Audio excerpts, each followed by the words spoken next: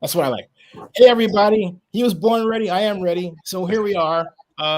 He is NFL draft expert on Zennie62, Bill Carroll. I am me. And we're going to get right started. This is a kind of an experiment. It's a game. The title is Unraveling. We're going to get right started. This is a kind of an experiment. It's a game.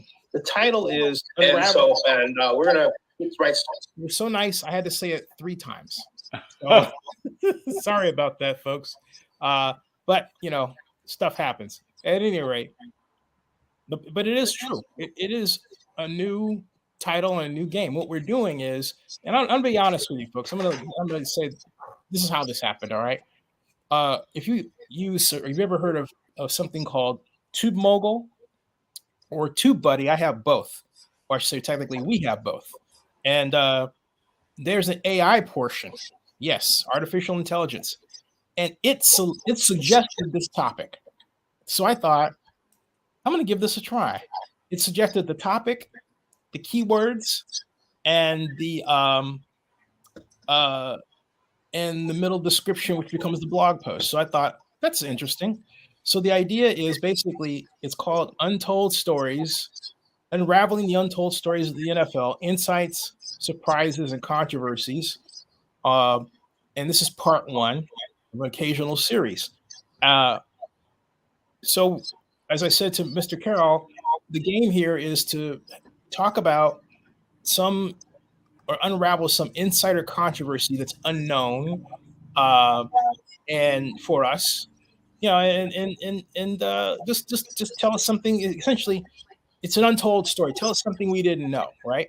That's what it is. So, Bill, you want to go first, or I can't? Okay, I can. I'm not. I have nothing. I'm empty, but I'll fill up something in a second. Okay, I like the way you said that. I'm empty, but I'll fill up. I think one of my not favorite's not the word I'd use. One that nags at me is the story of Eugene Chung. Are you familiar with Eugene Chung? I know the name, but I'm forgetting why I know that name. Eugene Chung is a Chinese American former football player and former assistant coach. And I first ran across him when he was being recruited to Virginia Polytechnic Institute, also known as Virginia Tech. And he wrote a, I guess, open letter. I'm trying to think what even describe it. Blog post, I don't know, whatever you want to call it, a few years ago about his attempts to move up, to navigate his way through the coaching ranks in the NFL. And we rightly have spent a lot of our time discussing how difficult it is for Black coaches and for women coaches and lots of others to progress and to get where they could go or should go in the coaching ranks. And Eugene Chung, for whatever reason, he played in the NFL for 8 years. He's been an assistant offensive line coach with both the Chiefs and the Eagles. And he's coached run game coordination. He's been a tight ends coach. He's been on a team that won the Super Bowl. And he's never been even, as far as I know, even interviewed for a head coach position. To my knowledge, never even interviewed. He said that he has interviewed for coaching jobs with NFL teams, and someone straight up told him, sorry, Korean, not Chinese. I said Chinese, he's Korean American. Said to him, to his face, "You're not the right minority." Someone said that to him in an interview setting. First of all, what kind of bold piece of business you have to be to tell someone to their face in an interview, "You're not the right minority"? But the story of Eugene Chung should be one of the more well-known stories in the NFL. It's not. There should be 30 for 30s articles and name something, right? It should be, if not a household name, at least well-known what's been going on with him. And I won't say he's been blackballed or yellow-balled or whatever color balled, but something's happening. And when he went public, he probably did, to some extent, hang himself. I mean, in terms of his ability to ever move up in the coaching ranks, even to become an offensive coordinator, let alone a head coach. And he's more than qualified. Everyone who's ever worked with him, ever known him, talks about how bright he is, how detail-oriented, how hardworking, and squared away he is. But he's essentially sacrificed when he went public. And ironically, even with going public, no one seemed to care. Like it wasn't even a big controversy, even, which always amazed me that it was a like below the, well, I'm using a newspaper term and no one reads newspapers, but a below the midfold story in terms of how it was treated, despite the fact that I think it should be one of the biggest stories in the NFL. Mm-hmm. You get that? Yeah, I'm trying to figure out where my phone went. Oh, it fell down. Find the phone. Find the phone. Yeah, it fell down. It fell down from where I had it before, so it disappeared. Sorry about that. So go ahead, continue. Or is that it? Well, that's it for the moment. But let me go ahead and put my phone on Do Not Disturb. Good idea. All right. So while you're doing that, my untold story involves none other than the great current Seattle Seahawks quarterback named Geno Smith. That's right. Geno Smith was the 39th pick in the 2013 NFL draft. And unfortunately, Geno was actually projected to go in the first round. But along with his buddy, EJ Manuel. Remember EJ, Bill? Yeah. Eric Emanuel Jr. is from First Colonial High School, not far from where I grew up. Oh, wow, yeah. And he was picked 10th by the Buffalo Bills.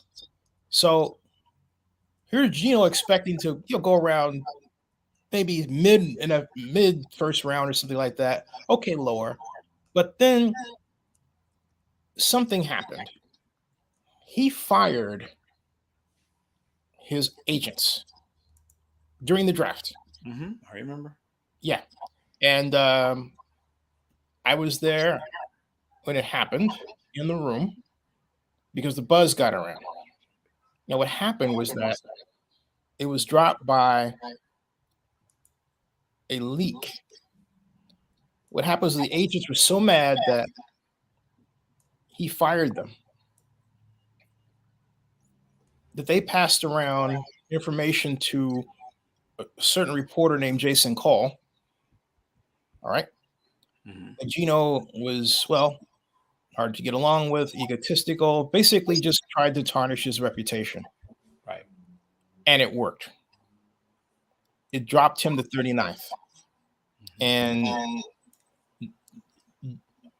Geno, if I may, is there a recording on? Do you have a recording on, or is that me?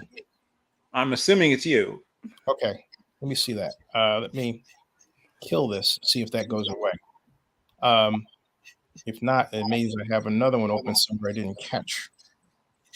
Sorry, folks, but it is odd. I'm not. Kill that one. Don't know where that's coming from. Okay, I'll just continue. At any rate, he was really hurt by that. And I think that there should be a rule against NFL sanctioned reporters becoming involved in trying to burn an NFL draft pick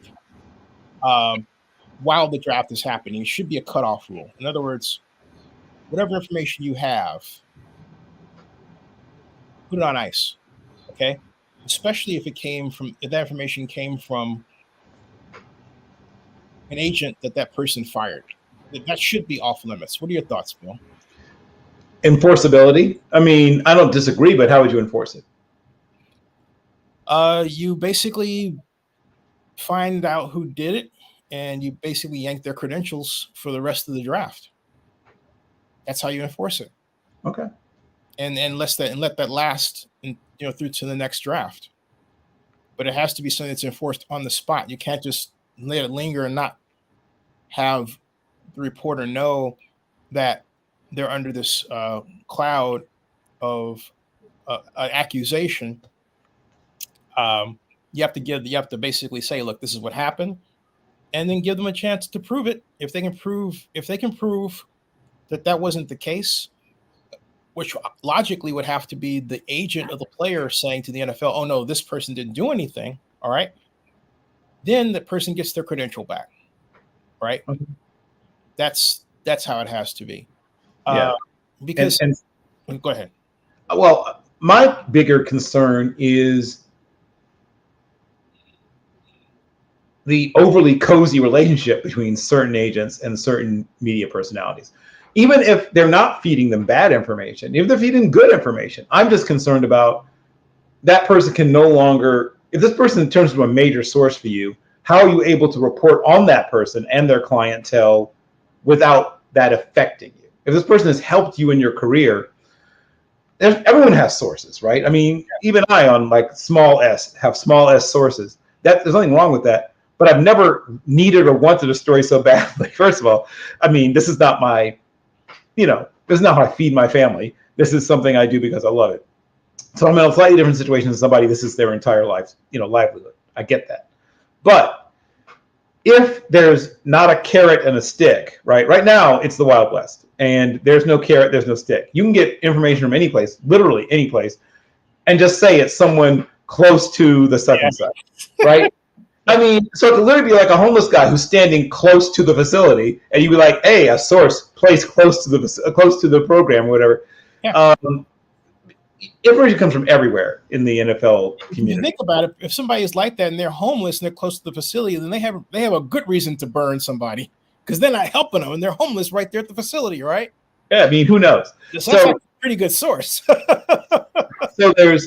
So right as of now, there's no professional guidelines about relationships between agents and media personalities. And sometimes these things are somewhat innocent. You went to college with this person. You've known this person since you were whatever age old. You may play Little League Baseball with them. I understand it's not always something that happens. Sometimes it happens organically. You just happen to know this person. You're married to their younger sister. Who knows? And so it just naturally, organically happens. I understand that. That does happen. But there are also people who cultivate these relationships, go out and intentionally cultivate relationships to get information. And like I said, some of the people that were recently let go from ESPN were amongst some of the people that I knew for a fact had overly close relationships with certain agents or agencies. Todd McShay. Well, okay, you said the name. You said the name. But keep going. Todd McShay. Yeah, and he's not the only one. I mean, it's not. I mean, you could single him out, but he's not the only one. But do you think that played a reason? Do you think that played a role in why he was fired?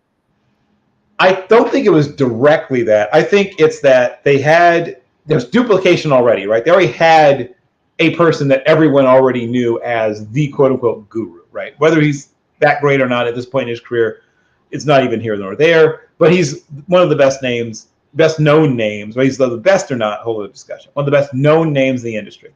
And essentially they set up a little byplay with the two of them. I'm the grumpier older guy. I'm the slightly hipper younger guy. And they decided at some point, we don't need the slightly hipper younger guy. We're losing money anyway, right? We're losing money. We've signed this long-term deal with this older guy who's more well-known anyway. We'll ride it out with him until he's ready to retire. And then we'll get someone younger and cheaper to replace him. So, I mean, like every other business, they replace older, more expensive employees with younger, cheaper ones. And that's what's about to happen. Is already happening at the four-letter place that we were discussing, or didn't discuss, but alluded to. Get ready to see a youth movement, right? They're going to look more like ESPNU used to look, when it was like a bunch of people in there like, hey, it's Mike Hall. I just graduated from Michigan State, that kind of thing.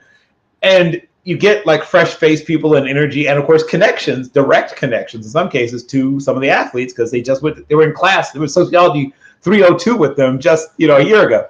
So I mean, literally, I was watching a young woman, I think her name is Kimmy Chex, talking to Isaiah Fant. They had a class together at Iowa. When he was coming out in the draft, like she was like a year or something ahead of him in school, maybe 2, but no more than that. So I mean, look it up. I mean, it's true. But getting back to what we're talking about, as long as there's no professional guidelines given. There's no professional guidelines given to agents about how they can or cannot have relationships with people in the media, and vice versa. So to punish someone for something there's not even a rule against yet is a little bit arbitrary and maybe unfair, Zennie. So at least first put up some professional guidelines, and then once you have professional guidelines, then someone can, if someone violates them, then you should sanction them. But as of now, there's nothing. It's truly the wild, wild west. I'm actually doing something here. That is it, folks. That really serves to round out what we're doing. And also, what I'm doing right now, ladies and gentlemen, is I'm actually retitling it because I realize that this is not getting, you judge something by how fast it gets views. Okay. And the old rule is titles have keywords and keywords get views. And so this one wasn't working. So what I did was I changed course midstream. And I said untold stories, untold NFL stories, excuse me. Let me adjust that. Untold NFL stories. And then I used the names of the people we're talking about. Eugene Chung and Seattle Seahawks QB, it should read QB, Geno Smith. And the reason so that's more that's more of a raison d'etre, not just to click, but to find out something that you didn't know about those two people if you have to be searching for them. And of the two, you're going to be more likely to search for, Geno. So anyway, so at any rate, it's telling me now I've got to change that title later after we're done. So that's what I'm going to do. But at any rate, Bill, hey, thanks for playing. Yes. When we get a chance, I'd like to talk Lloyd W. Howell Jr. with you at some point in the near future because he's a fascinating character also. Sounds good. Yep. Hey, stick around the broadcast because I'm going to just sure talk to you about how this is and get your thoughts. All right. Thanks, man. Okay. Yeah, my pleasure. See you.